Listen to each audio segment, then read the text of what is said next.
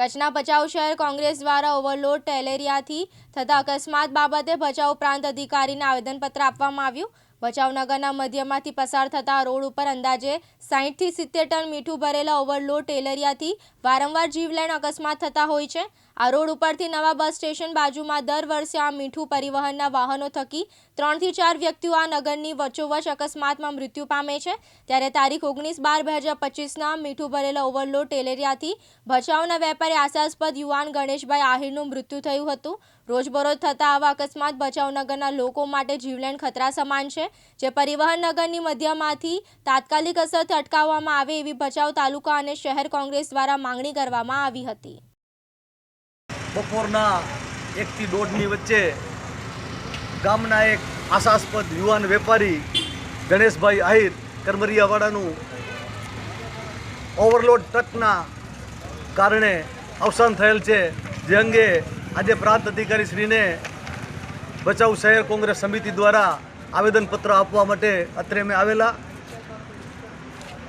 જ્યાં સુધી આ ઓવરલોડને લાગે છે ત્યાં સુધી જગ જાહેર દુનિયા આખી જાણે છે કે આ ઓવરલોડ વાહનો કડોલના રણમાં ચાલી રહ્યા છે।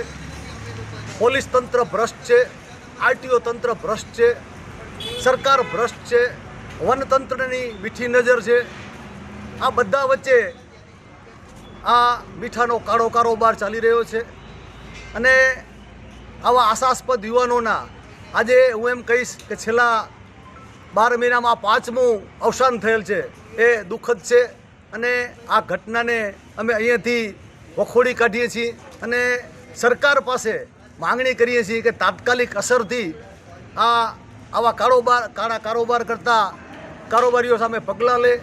આ સરકારની જો વાત કરીએ તો કચ્છના એસપી દ્વારા દર વર્ષે લોક દરબાર યોજાય છે, એમાં અનેક વખત મારા દ્વારા રજૂઆત કરવામાં આવેલી છે કે ભાઈ અહીં આ અકસ્માત વારંવાર ઓવરલોડના કારણે બને છે, તમે માત્ર ઓવરલોડ ન અટકાવો, તમારો ભ્રષ્ટાચાર ચાલુ રાખો, એની સાથે અમે કાંઈ કરી શકીએ એવી સ્થિતિમાં નથી આ સરકારના કારણે।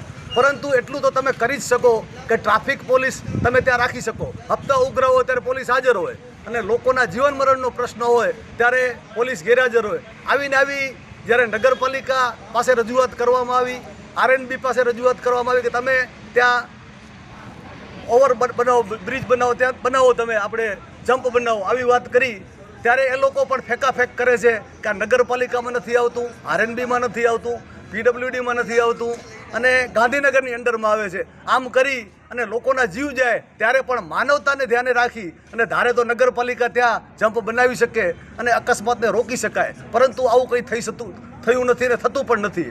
એટલે આ સરકારના પાપે આ યુવાનનો જીવ ગયો છે। ત્યારે હું એમ કહીશ કે શહેરના, તાલુકાના, દેશના અને રાજના નાના મોટા વેપારીઓ પાસે આ સરકાર મોટી જીએસટી ઉઘરાવે, જ્યારે આ રણચોરો છે એના સામે પગલાં ન લે અને કાયદેસર જે લોકો મીઠું પકાવે છે એ અગરિયાના નામે પકાવે છે કે અગરિયાને અમે રોજી દઈએ છીએ, ખરેખર એમાં અગરિયાને તો માત્ર 150 રૂપિયા જ મળે છે અને 1150 ભાવે મીઠું વેચે અને 1000 રૂપિયા જેવો ટને દલ્લો જે કમાય છે આ કાળા કારોબારીઓ। ત્યારે એમના જે વેપારીઓ પર જીએસટી લગાવે તો આના ઉપર રોયલ્ટી કેમ નહીં, આના ઉપર સેસ કેમ નહીં? અહીંથી હું સરકારને પ્રશ્ન પૂછું છું કે તમારો ભાગ છે આમાં, તમારા તંત્રનો ભાગ છે, તમારા પદાધિકારીઓનો ભાગ છે? મને મળેલ માહિતી મુજબ પશ્ચિમ કચ્છમાં ભાજપના આગેવાનને 36,000 એકર મીઠાની જમીન મીઠું પકાવવા આપવામાં આવી છે। ત્યારે અત્રેથી હું આ ઘટનાને વખોડું છું અને લોકોના જીવન મરણનો પ્રશ્ન છે, ત્યારે અમે આ પ્રાંત અધિકારી પાસે આવેદનપત્ર આપ્યું છે અને તાત્કાલિક અસરથી જો સરકાર આ બાબતમાં પગલાં નહીં લે, જે લોકોના જીવો જઈ રહ્યા છે, ત્યારે જો પગલાં લેવામાં નહીં આવે તો આગામી સમયમાં કોંગ્રેસ પાર્ટી દ્વારા જલદ કાર્યક્રમો આપવામાં આવશે। દીપક આહિર, દિવ્યાંગ ન્યૂઝ, ભચાઉ, કચ્છ।